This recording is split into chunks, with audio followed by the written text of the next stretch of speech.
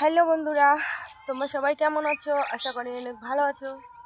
তো আমি তো ফাইনালি আজকের একটা ব্লগ শুরু করলাম। তো সকাল থেকে তো রান্না বান্না কমপ্লিট করলাম। এমনিতেই শরীর আজকে ভীষণ খারাপ, তবুও মাঠে আসতে হচ্ছে কাজ করতে।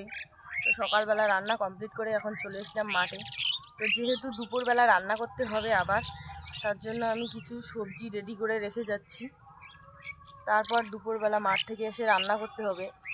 আর এখন হচ্ছে ভীষণ চাপ কাজের।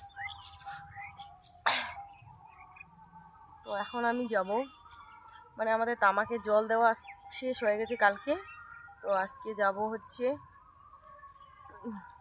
বড়ো গাঁততে, মানে আর অল্প আছে বড়ো গাড়া। তো সেটাই গাঁততে। তো অবশ্যই কেমন লাগলো ভিডিওটা, তো এই পর্যন্তই থাকলো আজকে। কেমন লাগলো অবশ্যই একটা লাইক কমেন্ট করে দিও।